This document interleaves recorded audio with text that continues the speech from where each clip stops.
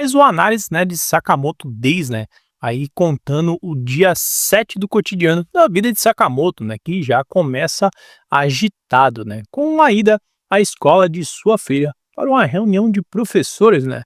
Enquanto isso, ele acaba deixando ali Shin e Lu cuidando do mercadinho da sua família. O Shin então acaba aproveitando essa ausência de Sakamoto, né, e se autoproclama gerente, né, o que gera uma rivalidade com Lu, que ela o chama também de infantil, né. Aí a situação acaba piorando ainda mais, né, quando o Shin usa seus poderes para ler os pensamentos de Lu sem a sua permissão, iniciando um verdadeiro conflito, né. E no meio dessa confusão toda, a gente vê que o Reisuke acaba aparecendo novamente ali no mercado em busca de um lanchinho da tarde, né. Tão irritada, a gente vê que a Lu joga os pãezinhos ali em Shin, que sai totalmente chateado. Reisuke então, sem perder tempo, pergunta se ele pode ficar com aqueles pães que ela acabou jogando ali no chão, né. O Shin, após sair para esfriar sua cabeça, né, a gente vê que um grupo misterioso acaba aparecendo ali no mercado e confunde a Lu com o Shin por causa de seu avental, né. E descobrimos mais sobre o passado de Shin, que ele era uma cobaia em um laboratório experimental que tentava criar pessoas com habilidades telepáticas, tendo ele fugido ali do laboratório há 11 anos atrás, né. Um dos capangas acaba percebendo que eles podem ter pegado a pessoa errada, mas decide mesmo assim continuar com a Lu. Dentro do furgão, os sequestradores acabam falando mal de Shin na frente da Lu, que sem pensar duas vezes acerta um chute em um deles, mostrando que ela realmente, né, se importa com Shin e ele faz parte agora da sua família, né. Shin então acaba retornando ao mercado e encontra apenas vidros quebrados no chão. Sakamoto também chega e, ao ouvir a explicação de Shin, deduz que Lu está indo para sudoeste e acabou ali sendo sequestrada, né? Revelando que há um GPS em suas credenciais, né? Então a gente vê que Sakamoto sempre um passo à frente, né? Com isso, Sakamoto e Shin partem ao resgate, chegando de forma espetacular, né? Sakamoto aparece voando com a moto e pousa ao lado do furgão, como se nada tivesse acontecido, né? Prontos para salvar Lu, Shin acaba reconhecendo os capangas do laboratório e uma luta intensa começa na rodovia. Durante a batalha, Shin usa pedaços de madeira de um carro, né? Deixando o dono confuso, achando que estão filmando um filme de ação na rodovia. A cena realmente parece algo saído de um blockbuster, né? Vemos então Sakamoto derrubando todos os motociclistas na rodovia. No meio do conflito, a gente vê que surge Seba, um assassino com habilidades ali de camuflagem, que ele realmente conhece o Sakamoto, né?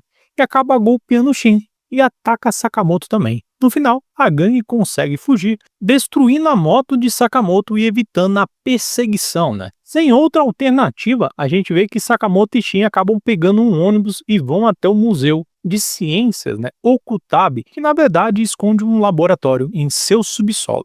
Na entrada são abordados por funcionárias do museu que insistem para que ele tirem fotos de recordação. No final, né, elas acabam convencendo ali os dois a tirarem as fotos, eles acabam se empolgando e vestindo ali capacetes e roupas de dinossauro e pousando para as fotos, né? E o preço de cada foto é 4.900 ienes, a gente vê que eles acabam pagando.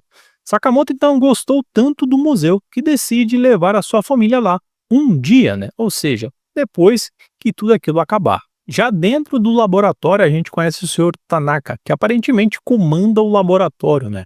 Shin tenta usar uma senha antiga ali para acessar o subsolo, mas acaba falhando. E ativa o sistema de segurança, né? Um robô em forma de urso acaba aparecendo e atirando contra eles. Mas Sakamoto e Shin desviam e derrotam os robôs ali facilmente, né? Shin, curioso, pergunta ao Sakamoto se ele já havia lutado com ursos, né, antigamente. Mas ele responde que foi treinado para enfrentar qualquer tipo de animal. No entanto, essa será a sua primeira vez que ele vai lutar contra um fóssil de um Tiranossauro Rex. A luta entre o dinossauro robô é intensa, mas Sakamoto até cogita mesmo em levar o fóssil vivo para sua filha Hana ver. Mas percebe que é muito perigoso. No final, ele acaba destruindo o dinossauro com socos e golpes de artes marciais, reduzindo a uma pilha de ossos. Shin acaba ficando impressionado com a força ainda de Sakamoto. No laboratório vemos que os cientistas estão sendo forçados a trabalhar sem descanso há mais de 3 dias, né? E antes que algo pior aconteça, a gente vê que Sakamoto e Shin chegam, né, ao subsolo e os cientistas acabam reconhecendo Shin, que pergunta onde está o velho cientista, né? Eles explicam que o laboratório foi tomado por assassinos há mais de 1 ano e que o velho está preso no andar inferior. Os invasores estão ali para roubar as tecnologias novas, né, para assim evoluir em seus assassinatos. Enquanto isso, a gente vê que a Luna, ela tá presa em uma cela com um dos capangas, né, choramingando, mas sem paciência nenhuma, né? A Lu acaba acertando um chute nele. E ele acaba chamando a Lu de mulher bárbara, né, cara? Uma cena bem cômica, né? E realmente, cara, ele não tá errado, né? Realmente ela é aquela pessoa explosiva, né? Mas uma coisa interessante também está junto com eles, né? Preso na mesma cela está a Sakura, o diretor-chefe do laboratório, que curiosamente se parece muito com o Shanks, né? No andar superior, né, dentro da sala onde estão os cientistas, a gente vê que chega um assassino chamado Horiguchi, um dos chefes daquele local. Aparece e ataca um dos cientistas, né, para extrair informações sobre o que está acontecendo, né. Shin tenta enfrentá-lo, mas não está no mesmo nível, né. Horiguchi acerta com uma seringa, o transformando em uma experiência descontrolada, né, implantando em seu cérebro um microchip. No entanto, Sakamoto acaba saindo das sombras e resolve a situação com um soco direto no rosto de Horiguchi. O destaque dessa cena foi simplesmente o Sakamoto saindo do armário e ficando com a cara quadrada. Simplesmente genial, cara. Sakamoto e Shin agora irão limpar o laboratório, né? Eles vão ter que derrotar todos os inimigos e voltar ao laboratório que era antes, né? Um reino pacífico apenas de pesquisa. Mas algo acaba acontecendo lá fora, né? Os membros da ordem acabam chegando ali, né? Inclusive, eles acabam chegando do mesmo jeito que Sakamoto e Shin, né? De busão, né? Para não chamar muita atenção. Eles vão investigar os fatos dos assassinatos em série, né? Que estão acontecendo. E a gente vê o senhor Shishiba e a Osari, né? E se as coisas já estavam complicadas para Sakamoto e Shin, imagine agora. E assim a gente conclui a análise do último episódio, né, de Sakamoto Days, episódio 7, que está simplesmente cada dia mais fantástico e mais misterioso, né?